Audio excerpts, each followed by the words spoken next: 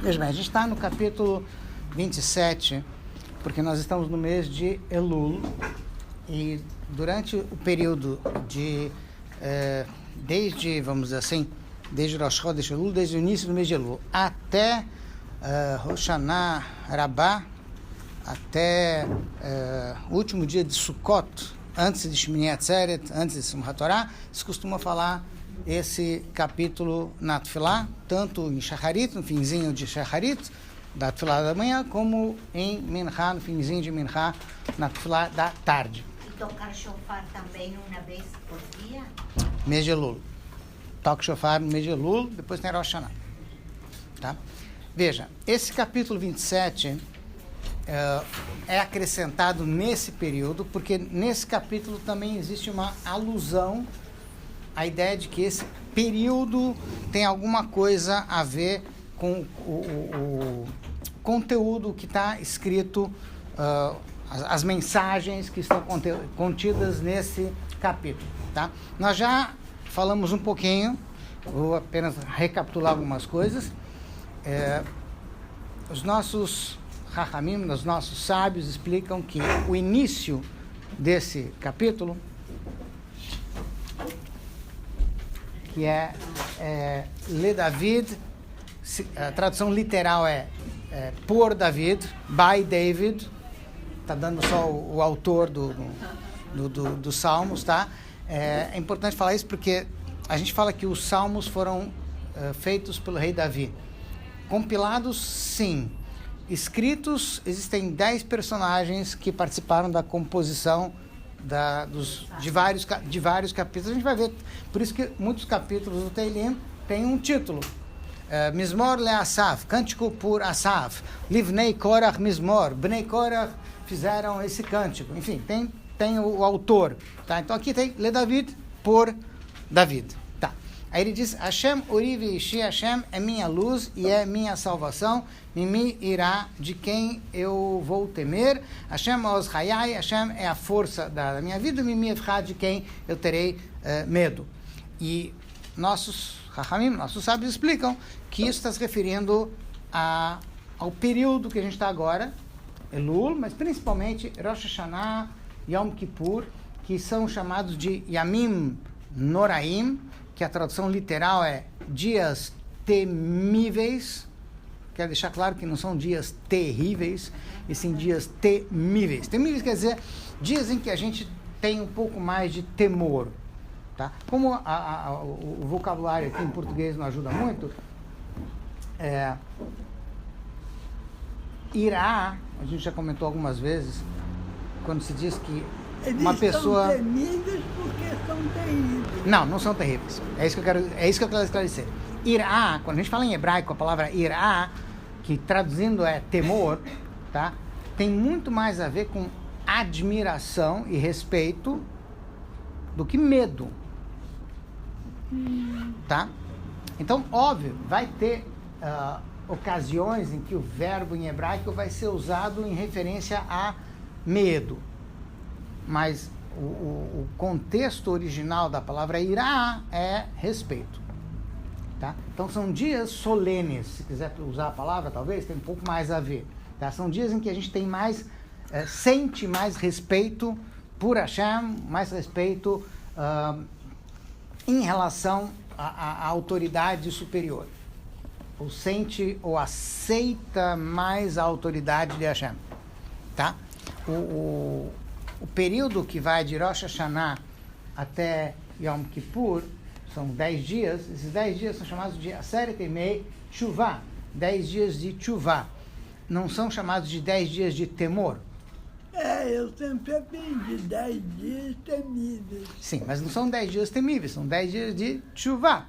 Ou seja, quando você tem essa admiração, quando a pessoa, tá, aceita a autoridade de Hashem, ele quer se aproximar. Ou, usando a expressão que está na Torá, voltar. E a gente usa a palavra voltar para dizer que a nossa alma divina, ela se origina, obviamente, de Hashem. É um pedaço de Hashem que está dentro da gente. Então, na fonte, a gente sempre esteve ligado. Só depois que a alma desce aqui para esse mundo é que há uma aparente separação. E não é que ele se separa da gente. Na prática, é a gente que se afasta dele. Por isso que quando se fala em tchuvá, é a gente voltar para ele. Ele nunca fugiu da gente. É a gente que precisa voltar a se conectar com ele. Agora, teshuvá não é todo mês de Elul que se faz teshuvá? Veja, a palavra tchuvá pode se aplicar não só a Elul, o ano inteiro. lógico. Óbvio, tá? Que a gente diz que é um período que a gente está mais propenso. É mais propício para tchuvá. Hashem está mais próximo da gente. O exemplo que a gente já comentou na aula anterior foi que o mês de Elul é o mês em que brilham os 13 atributos de misericórdia. Quais seriam? E Tá? o rei está no campo. Então, 13 atributos de misericórdia são 13 expressões que Hashem falou para Moshe Rabbeinu. 13, 13, tá?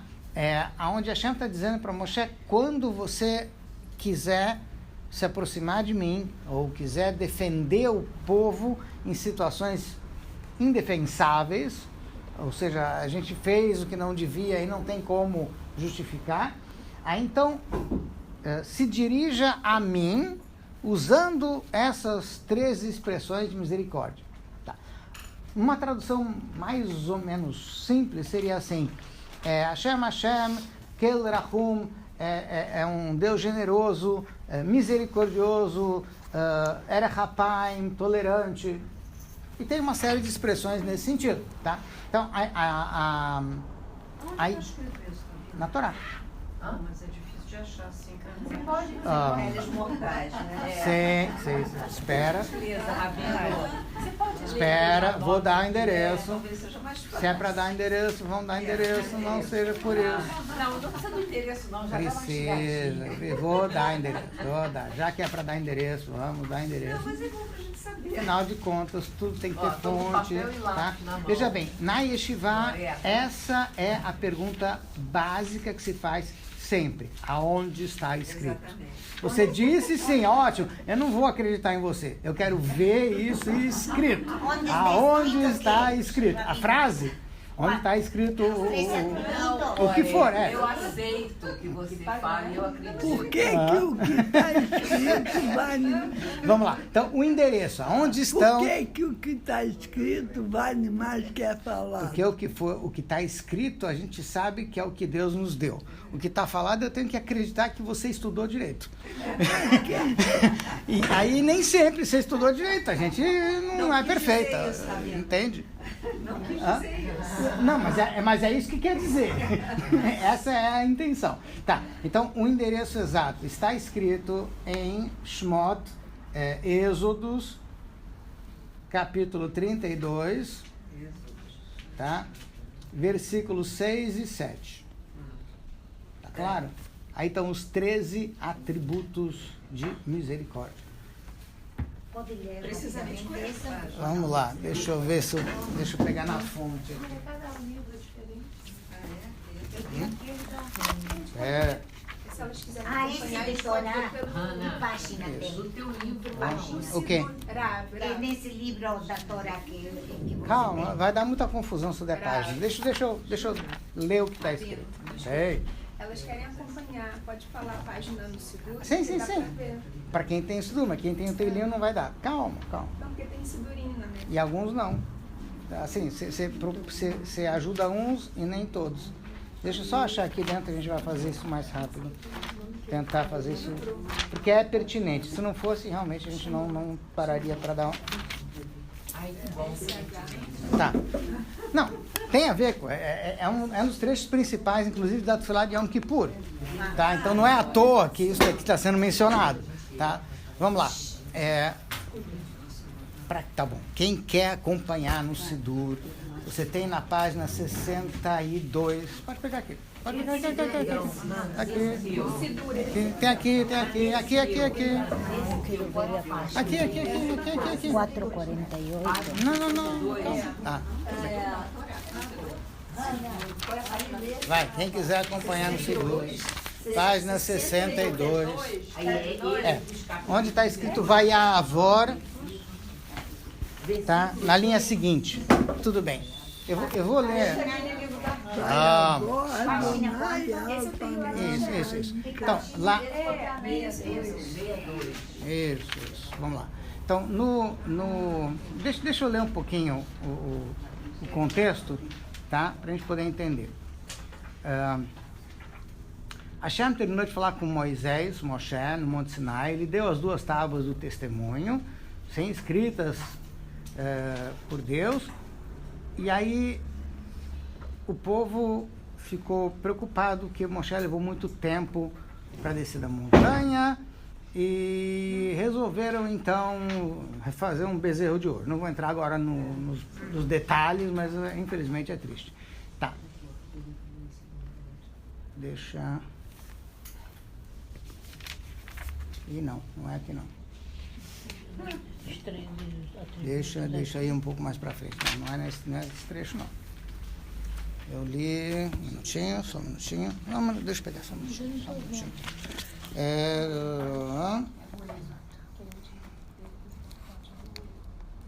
É 34, desculpa. 34, 6... 6... Versículos 6 e 7. 34, 6 e 7. Tá? Então, depois desse episódio todo... E aí a página é qual? Não. No Sidur é a mesma página. 34? 62. 62. Essa profusão de números vai causar confusão. Não é. Deixa eu repetir de novo. Essa frase, Hashem, Kel, Rachum, Vechanon, 13 atributos de misericórdia, encontra-se na Torá, no livro de Shemot, segundo livro da Torá, livro de Êxodos. Tá? O capítulo 34, versículo 6 e 7. Tá? Então, depois desse episódio todo do bezerro de ouro e as tábuas foram quebradas, aí então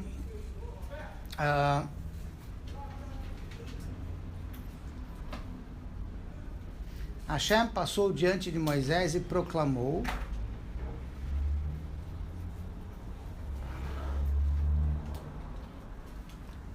Hashem, Deus, Kel, onipotente, seria poderoso no caso, misericordioso e bom, lento para irar-se, quer dizer, tolerante, com tremendos recursos de amor e verdade.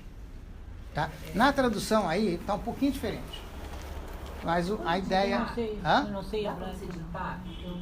Ditar? Uau. Vamos voltando lá. Tá.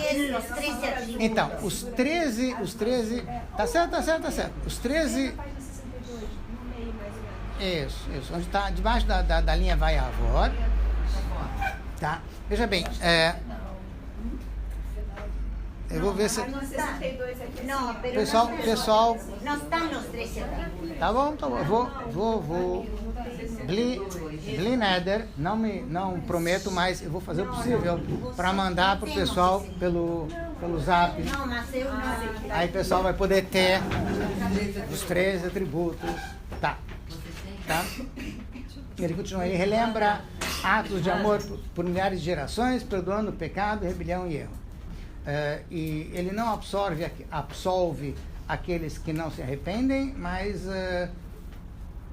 enfim, até aqui basicamente são os 13. Tá.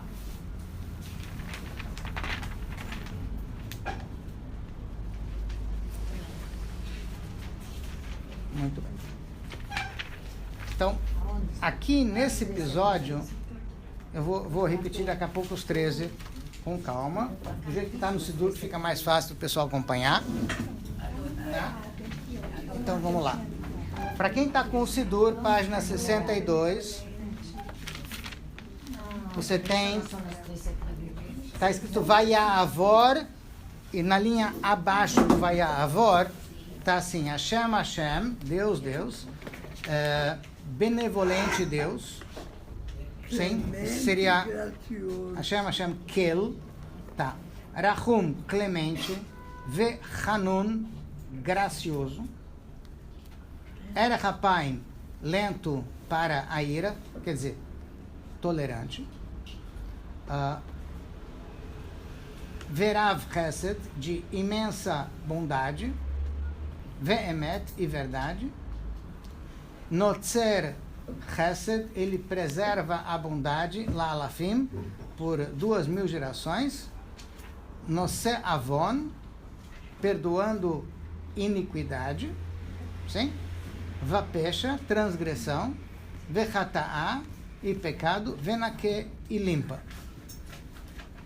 Eu Tá. contei errado. Ajuda a contar. Eu sempre tive essa dúvida. Ajuda a contar como é que conta os 13. Porque pra Isso ver tem que uma tá, pequena parece- discussão entre o Arizal e outras Parece são outras 10. fontes. Sim.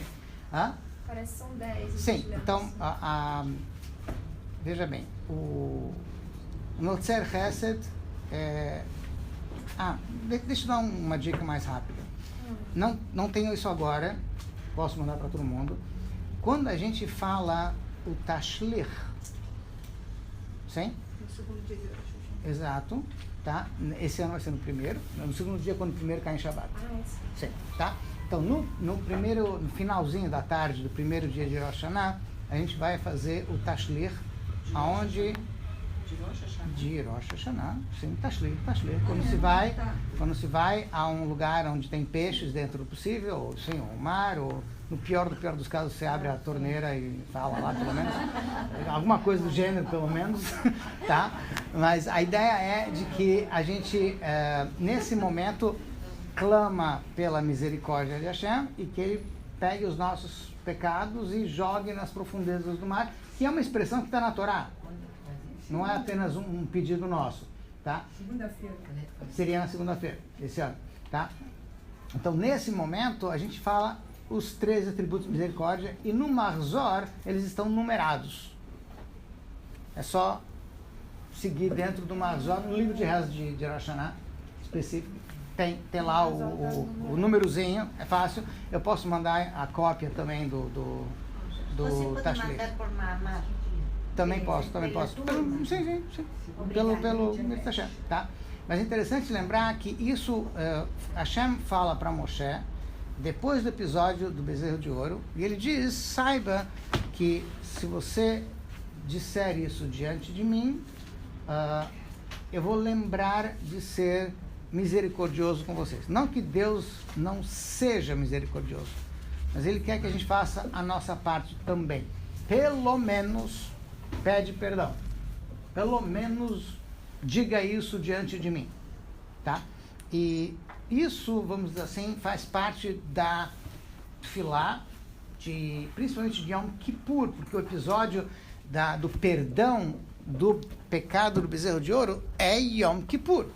Esse é o dia em que Hashem nos dá as segundas tábuas da lei, segunda edição das Luchot, porque elas foram quebradas, tá? E aí então se conclui o perdão divino, quer dizer, sinal de que Hashem nos perdoou, porque Ele nos deu novamente aquilo que a gente perdeu por ocasião do pecado, da primeira ocasião, quando foi o bezerro de ouro, sim? Tá. Então esses 13 atributos de misericórdia se referem a 13 níveis de revelação divina. A gente está falando de expressões, tá? Mas na verdade isso se refere a um nível de relação entre Hashem e a gente que está acima do pecado. O exemplo que a gente deu da última vez, se eu não estou enganado na aula anterior, foi o seguinte: o relacionamento entre pais e filhos, ele obviamente tem um lado que é o lado que eu chamaria de disciplinar, ou seja, todos os pais e mães, enfim, têm uma série de demandas em relação aos seus filhos, tá? Tem expectativas também, mas tem ordens, tem uma questão de respeito, de obediência. E na medida em que os filhos obedecem os pais, o relacionamento ele se torna mais agradável. Por outro lado, pode acontecer, e acontece com alguma frequência, de que os filhos não são tão obedientes. Nem por isso vai deixar de haver uma relação entre os pais e os filhos. Às vezes a relação fica um pouco estremecida, se transforma em alguma coisa não muito agradável, tá? mas o fato de a relação não estar muito agradável é sinal de que existe uma conexão. Porque quando não há conexão entre duas pessoas, aí existe apatia. Não existe raiva, nem ódio, nem outros sentimentos. Tá? Então, se há algum sentimento, é porque há alguma relação. Tudo bem. Por outro lado, o que a gente está estudando nesse episódio com Moshe Rabbeinu, com o povo, é que Hashem está dizendo para Moshe, a minha relação com vocês não é só pela lei, não é só dentro das normas que eu estipulei. Isso é óbvio, eu fico muito feliz quando vocês cumprem os mandamentos que Hashem nos deu, tá? Hashem fica feliz com isso, óbvio, tá? Mas a relação da gente vai além disso, e a gente está abrindo um canal acima disso. Ou seja, a ideia é de que a gente está agora apelando para a relação que está acima da norma. Como no caso dos pais e filhos, quando os filhos veem que fizeram o que não devem, e eles sabem muito bem quando fazem isso, tá? Estão muito cientes disso, e aí então eles apelam. Então eles vêm com aquela meiguice, eles vêm com, enfim, e aí a gente se derrete todo e não sabe mais como tratar, porque afinal de contas, enfim, tá? Mas, por quê? Porque eles estão apelando agora para um lado do relacionamento da gente que está acima dessa questão de norma, de pode ou não pode, deve ou não deve, ou da obediência, tá? Então, esses 13 atributos de misericórdia são um canal acima da lei, se é que eu posso usar a expressão, que Hashem está abrindo para a gente, tá? E é isso que Hashem fala para Moshe. Ou seja, não é apenas através do faça ou não faça, nós temos uma relação que vai um pouco além disso, que é essa ideia do perdão, que é essa ideia de Yom Kippur, na relação da gente em relação a Hashem, tá? Esses 13 atributos de misericórdia são mencionados principalmente na Tefilá de Yom Kippur, porque, afinal de contas, esse é o dia em que o perdão foi dado. Tá. Como a gente já mencionou na aula anterior, neste capítulo de Teilim, o nome de Deus aparece 13 vezes, tá? Que faz alusão a esses 13 atributos de misericórdia. Tá. Nos livros de Hassidut, em outros livros também, consta que no mês de Elul, os 13 atributos de misericórdia divina brilham. O mesmo acontece de forma mais intensa em Rosh Hashanah, no período entre Rosh Hashanah e Yom Kippur, em Yom Kippur. Tá? Então, essa ideia de que a relação da gente com Hashem vai além do simples pode ou não pode, deve ou não deve, está expressa nesses dias todos. A diferença é que no mês de Elul isso acontece de uma forma sutil. Hashem está no campo à paisana, vamos chamar assim, enquanto que em Rosh Hashanah e Yom Kippur é de forma mais solene, ele intimida mais, daí porque a expressão dias temíveis, que a tradução não é muito perfeita, mas enfim, a ideia de que ele nos intimida mais com a sua misericórdia. Tá? O que é estranho, mas é verdade. Ou seja, quando a pessoa toma consciência de quanto ela se afastou, ou se afasta de Hashem, ou poderia ter feito, ou se aproximado de Hashem, e não faz, a magnanimidade, a bondade de Hashem em nos perdoar se torna uma coisa ofuscante. Eu diria, até um certo ponto, intimidante. Tá? Mas só pode ser magnânimo quem é poderoso. Essa é a ideia.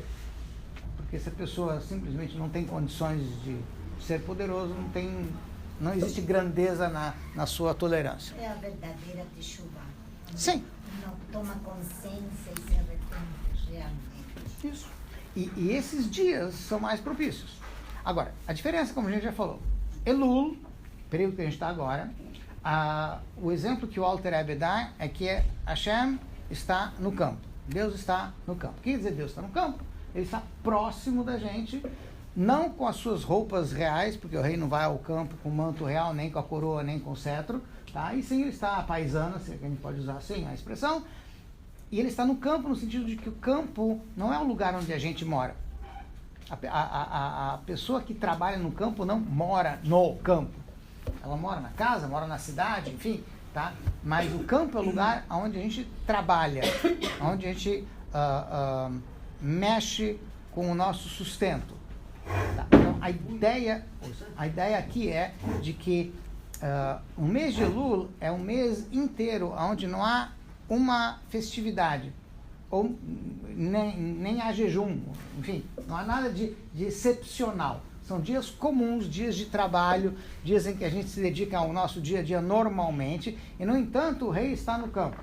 Ou seja, a ideia é de que Hashem está muito próximo da gente, e por a gente estar no campo, indo ao encontro do rei, pode acontecer de a gente não estar nos melhores trajes.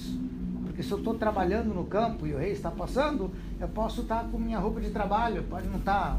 E mesmo assim, eu não abro mão dessa oportunidade. Eu sei que eu não estou com as melhores roupas, mas mesmo assim eu vou ao encontro do rei. Essa é uma forma de olhar para esse exemplo que o Alter Rebbe dá.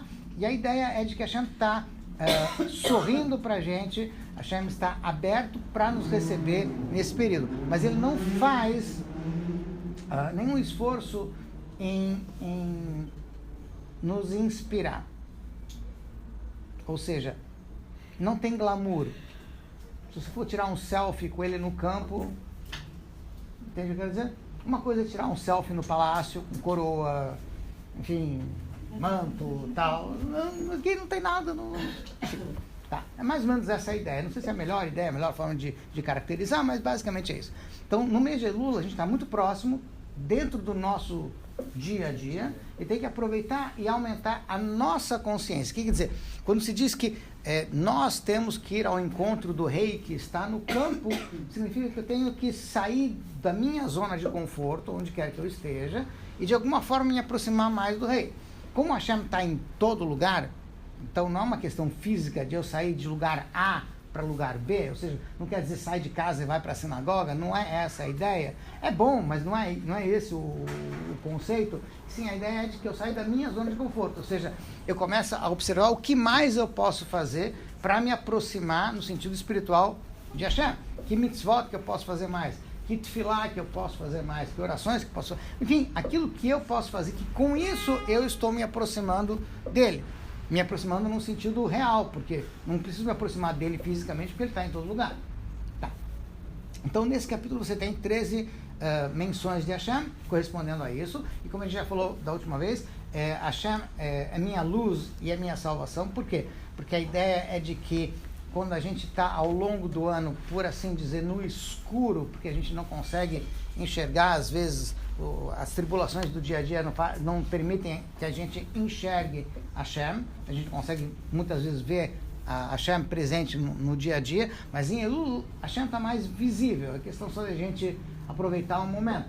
Tá? Então a ideia é de que Ori, minha luz, a luz de Hashem, Hashem ilumina, nos permite ver. Veishi, Hashem nos salva. A gente comentou da última vez que a ideia de salvar significa não que a gente vai estar perdido ou em perigo por algum motivo, e sim que Hashem nos salva de nós mesmos. Tá? Ou seja, nós temos uma alma animal, ela é que obstrui, impede a gente de enxergar Hashem, e então Hashem nos dá força nesse mês, nesse período de Elul, período de Rosh Hashanah Yom Kippur, para que a gente possa ver melhor as coisas e esteja um pouquinho mais a salvo, vamos dizer assim, desse nosso lado animal.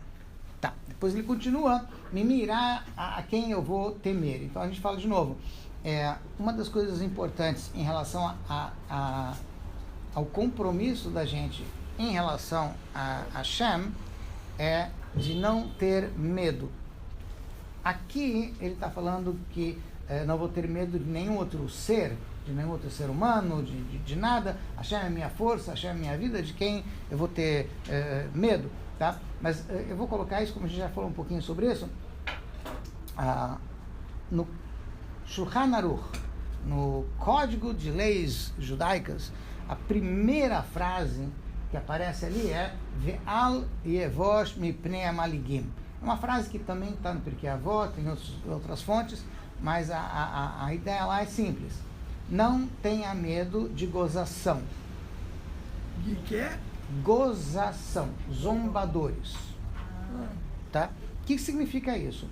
Quando você se compromete a cumprir as leis, aquilo que Hashem lhe manda fazer, a gente corre o risco de ser zombado.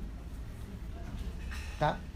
Hoje em dia isso está mais claro talvez do que era em outras épocas. Tá? Então assim, você não precisa nem sair de dentro da comunidade. Se você está dentro da comunidade judaica, em algum evento, não importa onde é esse evento, e servem alguma coisa não kasher, e você diz, não vou comer porque não é kasher, você corre o risco de ser zombado. E, de repente, ficou religioso, o que aconteceu, quem te viu, quem te vê, e por aí vai. Tá? Então, não precisa eu não estou falando nem do fato de não judeus gozarem ou zombarem da gente pelos nossos costumes, enfim, falando até mesmo dentro, tá? Se a gente se compromete com Hashem, se a gente refaz a nossa relação com Hashem, a gente vai correr o risco de ser gozado ou zombado. E vejam bem, eu quero deixar bem claro, as pessoas que gozam, que zombam, que fazem esse tipo de observação, não fazem não fazem isso por mal. Não fazem. Por quê? Porque no momento em que a gente aumenta, pelo menos visivelmente, o nosso compromisso com Hashem, as pessoas se sentem cobradas. Então eu também vou ter que fazer isso? Mas eu sou mais judeu do que você. Em geral, a reação é essa. Tá? Ou seja, as pessoas não querem sair da sua zona de conforto. Assim é a vida inteira. Em tudo quanto é área, essa inclusive. Tá? Então isso acaba soando como uma cobrança. Então a pessoa não está gozando porque ela não gosta de Deus ou não gosta da Torá. Porque ela vai ter que sair da sua zona de conforto também. Porque se você, que aparentemente não é tão religioso, está fazendo uma coisa que religiosos, entre aspas, fazem, então eu também me sinto comprometido, enfim, e por aí vai a coisa, tá? Então, a ideia é, não tenha medo de gozação, nem de você está sendo hipócrita, agora você faz isso, depois você faz aquilo, não. A gente está cada um seguindo no seu ritmo, porque cada um tem o seu ritmo. Tem gente que consegue fazer mais, tem gente que faz menos, enfim, tá? Então tem que respeitar o ritmo de cada um. Vendría a ser em espanhol como uma burla. Burla, exatamente. Tá? Então, isso é o que ele está dizendo. Se eu estou com Hashem, eu não tenho que ter medo de ninguém. Eu preciso estar seguro de que Hashem está comigo, está tudo bem. A pessoa que faz fica ploso. Sim. Seria a ideia. Eu só também tenho que deixar claro uma outra coisa. Precisa tomar cuidado de não cair no oposto. Qual seria o oposto? Eu me sinto mais santo do que todo mundo. Porque no fundo eu não estou fazendo mais que obrigação. Eu não sou mais do que ninguém. Eu estou fazendo o que eu tenho que fazer. Tá? Então precisa tomar cuidado também para não extrapolar para o outro lado. Tá? Que também acontece. Tá? Tudo bem. Continuando. Você disse que humildade é o mais elevado grado que tem na pessoa. Sim. Humildade, deixa eu aproveitar só rapidamente. Na Torá, quando se fala sobre essa questão de humildade, não significa quem sou eu, porque isso pode beirar, isso chega próximo da falsa humildade. Tá? Humildade, do ponto de vista da Torá, significa reconhecer o seu potencial, a pessoa reconhecer o quanto ela pode fazer, tá? E reconhecer que isso lhe foi dado por Deus. Então, se a pessoa tem alguma qualidade, ela não precisa ter vergonha, ou não precisa se tornar humilde e dizer quem sou eu não posso. Se ela pode, pode. E por que pode? Porque Deus lhe deu essa possibilidade. Se Deus lhe deu esse talento, se Deus lhe deu, enfim, então use. Tá? Mas eu não tenho por que ficar prosa e ficar me gabando disso, porque não é meu. É algo que Deus me deu. Então, se fala sobre, no Tânia, por exemplo, o Alter Rebbe usa Moshe Rabbeinu como modelo, e ele diz o seguinte: a Torá nos fala que o homem mais humilde que já houve e haverá, enfim, sobre a face da terra, foi Moshe Rabbeinu. Tá. E Hashem testemunha isso por escrito, na Torá. Tá. A pergunta é, como que Moshe pode ser humilde sem ser uma falsa humildade? Porque, afinal de contas, ele era especial, ele era uma pessoa privilegiada, ele teve um contato com Deus como ninguém nunca teve, ele fez uma série de coisas que ninguém nunca foi capaz de fazer, os milagres e coisas, enfim, tá? Então ele era muito especial. Como ele poderia se sentir humilde sem ser falso? O Alter Rebbe explica, primeiro, porque a primeira coisa que ele vai dizer é: eu só fui capaz de fazer tudo isso porque Hashem me possibilitou isso. Mas você ainda pode ficar prosa, vamos chamar assim, ainda pode ficar meio arrogante. Você vai dizer: então eu sou especial mesmo, porque Hashem me deu, então eu sou especial. E aí, então, eu sou merecedor. Tá? Só um minutinho. E aí, então, o Alter Rebbe explica que Moshe se cobrava o tempo todo. E dizia assim: se Hashem desse esses mesmos poderes e talentos para uma outra pessoa, provavelmente teria feito melhor. Isso é humildade. Não é fugir do compromisso, não é deixar de reconhecer o potencial que a pessoa tem, mas saber que ela tem que usar plenamente, e provavelmente ela não está usando plenamente. Muito responsável, porque Hashem lhe deu isso para que ele aproveite isso. Exatamente, sim. Não, de fato é como se fosse uma coisa de graça. Deu de graça, tudo bem. Mas a minha pergunta é o seguinte: e quando a pessoa, né, ou quando pessoas falam assim, teve um mérito, Sim. o que se contrapõe o mérito do de graça? Como é que a pessoa pode distinguir que aquilo foi do mérito ou aquilo não estava incluído no de graça? Mas esse de graça acho que já foi desvirtuado. A gente toma como não vale nada. O de graça é ter sido abençoado, vamos dizer assim, uma graça. Não é? Sim. Não, os talentos, né, as coisas estão de graça, foram dadas de graça para vocês. Não, é merecido. Porém, eu acho que quando isso se contrapõe a pessoa achar ou aquilo entrar num rótulo de mérito. Então vamos lá. Mérito é quando a pessoa usa o talento que a Hashem lhe deu. Seria o mérito. Isso é mérito. Ele está usando o talento que Deus lhe deu. Sim? Tá. Ter o talento e não usar e ainda se gabar disso, aí é arrogância. Entende o que eu estou falando? É outra coisa completamente diferente. Tá? Então, óbvio que essa cobrança é contínua. Porque quanto mais a pessoa reconhece que ela tem algum talento, mérito, ou o que for, mais ela pode fazer. Então, mais ela tem que se cobrar.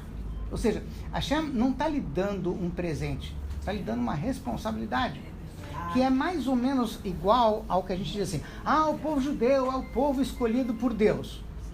Para quê? Para fazer. É uma responsabilidade, você tem mais coisas a fazer, você tem mais compromissos, mais mitzvot. Tá? É como um professor com seus alunos, tem a responsabilidade. Isso, uma responsabilidade. Tá, vamos lá, próximo. A gente não passou pro 2, vamos lá pro 2. Eu acho que está na hora, né? Bom, vamos lá. Então, Bikrov Alai Mereim, quando se aproximam de mim os malvados, não sei como é que está na tradução, mas acho que é isso. Não é isso? Malfeitores, tá? Lechol el psari, é uma expressão forte, tá?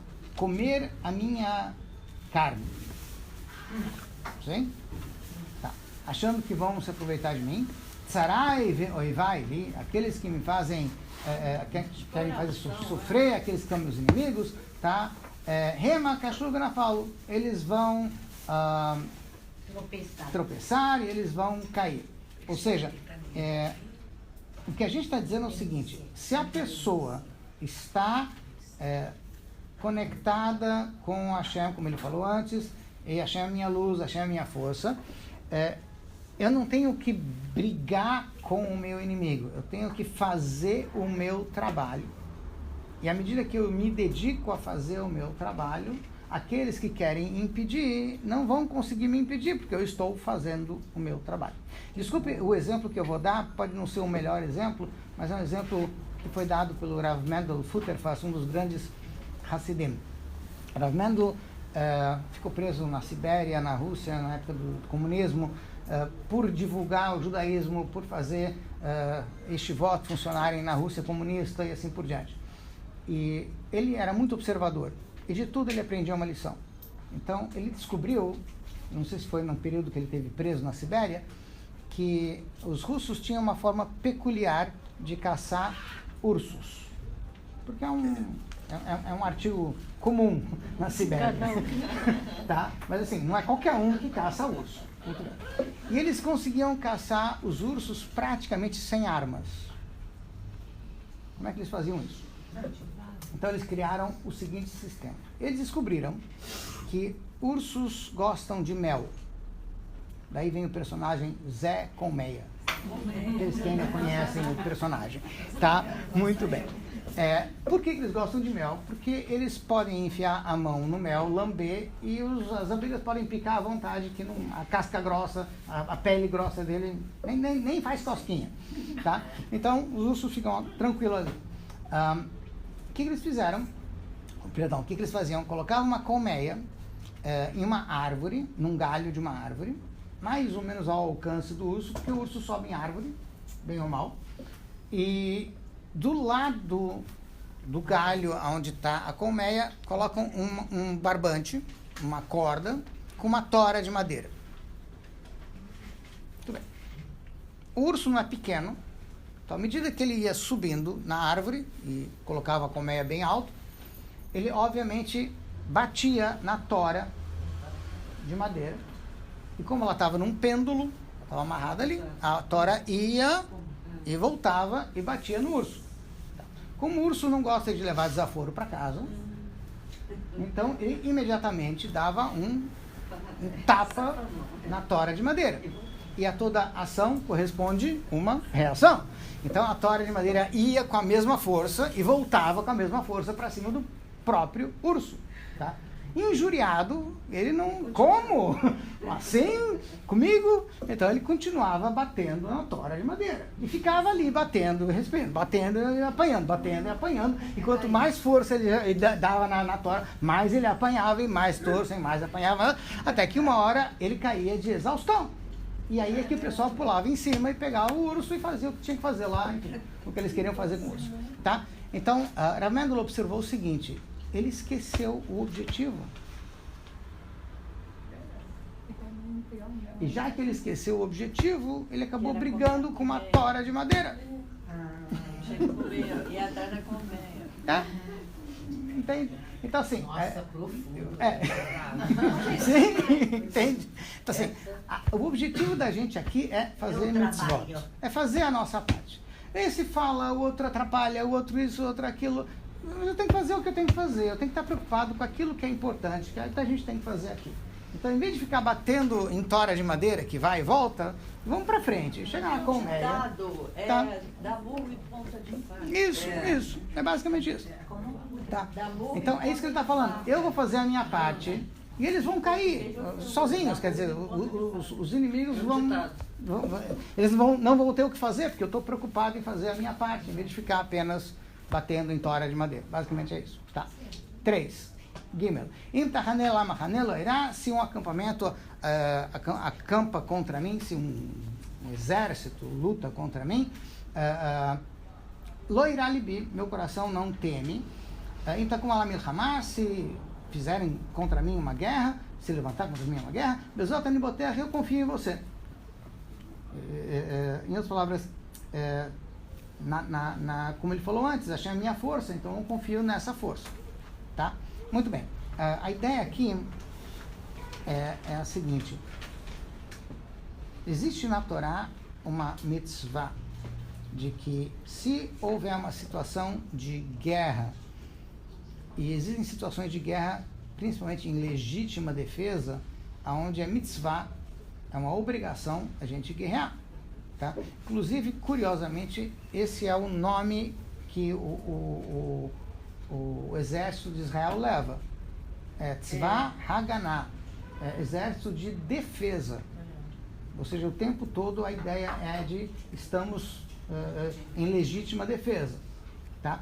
Então, o momento em que a pessoa está indo para a guerra, existe uma mitzvah na Torá, quando se trata de uma guerra nesse sentido, de legítima, por exemplo, legítima defesa, onde é uma mitzvah, existe uma proibição, ou uma mitzvah, se quiser colocar assim, é proibido ter medo.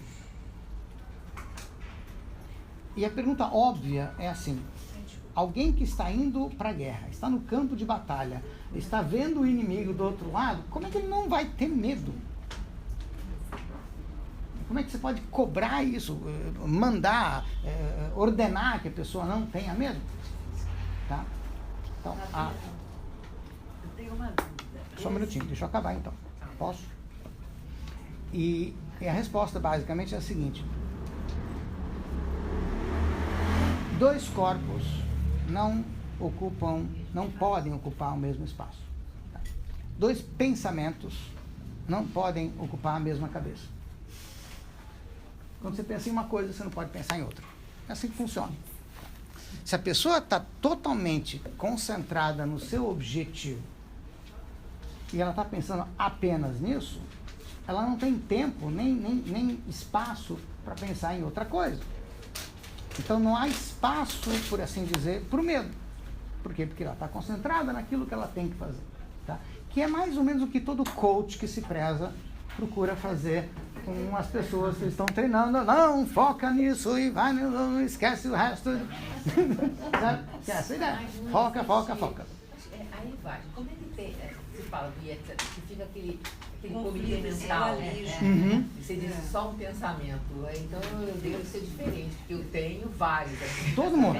Óbvio, todo mundo. Porque a ideia é de quanto mais a pessoa puder concentrar, focar naquilo que ela tem que fazer e não nas outras coisas que tem em volta, mais ela vai chegar no objetivo. Ou seja, ela está mais próxima.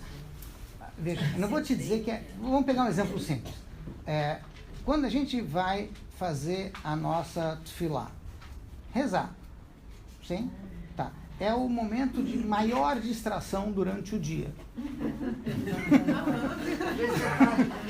Porque aí acontece tudo. Toca o celular e o outro quer falar comigo e o outro não sei o quê, e a outra está falando não sei o quê. Enfim, é mais ou menos isso. O pensamento tá? também da gente. E também voa, tudo voa. Então assim, o que você faz? Olha para o Sidur, olha para as letras, bota o dedinho e vai acompanhando com o dedinho, para não deixar o pensamento viajar.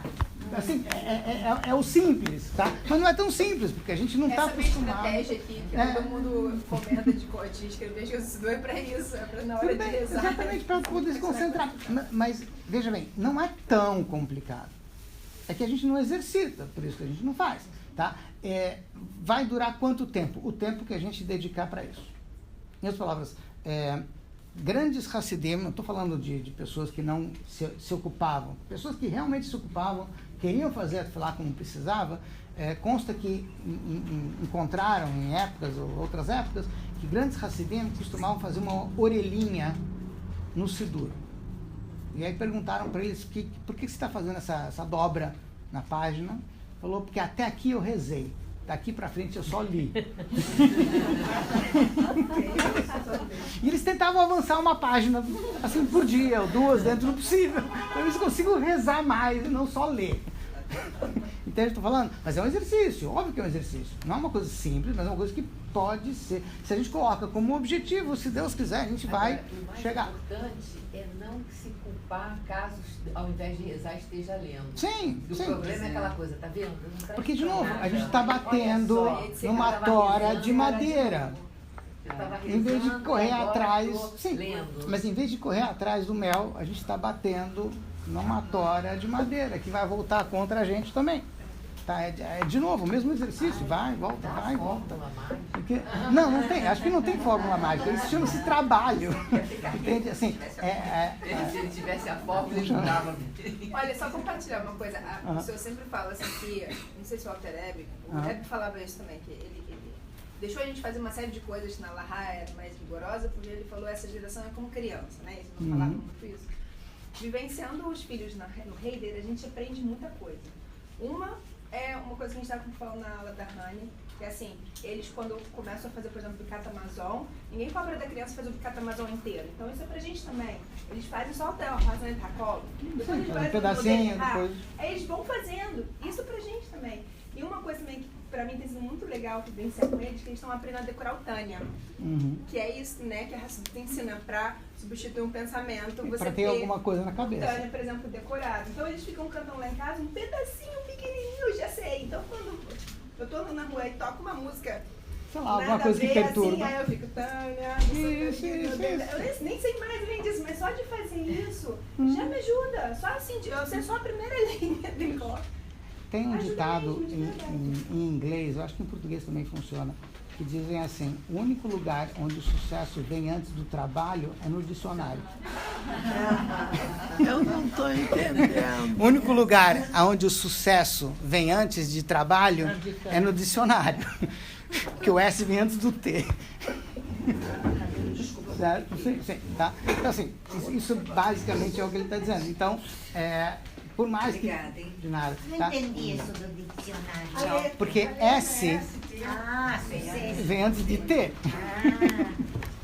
Tá, então, fechando então no número 3, perdão, tá? Ele está falando que se vier um exército contra mim, eu confio em você. Óbvio, a ideia é que, por mais que estejam lutando contra mim, eu não preciso ter medo das pessoas, na medida que eu estou concentrado naquilo que eu preciso fazer, a Hashem vai me ajudar. O problema é a gente não se distrair. Isso é confiança. Boter, é confiar. É mais do que fé, vamos dizer assim. É mais do que acreditar, é confiar. Porque só dá para estar tranquilo quando a gente confia. Senão a gente fica ansioso. E na medida que a gente fica ansioso, fica difícil. Não dá para trabalhar ansioso, não funciona. Quando se fala, Ivdu et Hashem besimcha, tem que servir a Hashem com alegria. Veja bem, para ficar alegre, no mínimo tem que estar tranquilo. Porque senão fica muito difícil ficar alegre. Alegre, ansioso, não dá certo.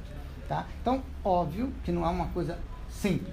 Tá? A gente está falando fórmulas mágicas aqui, não tem fórmula mágica, tem trabalho. Tá? Mas a ideia de quanto mais a gente consegue confiar em Hashem, que é um exercício diário, cada vez eu consigo botar um pouquinho mais de confiança nele, mais eu vou ter como retorno tranquilidade. E na medida que tiver tranquilidade, fica mais fácil de a gente fazer as coisas. Porque não tem como fazer as coisas sem tranquilidade, qualquer coisa, sem tranquilidade. Então precisa dessa tranquilidade, sim, e a gente pode conquistar. Não precisa esperar que a tranquilidade caia do céu, porque ela não cai do céu. O que costuma cair do céu, além de chuva, outras coisas aí que não trazem muita tranquilidade. A tranquilidade, você falou, também é um exercício. Sim, com certeza. Tá? Bom, a gente vai ter que dar uma paradinha por aqui e a gente continua, se Deus quiser. Né?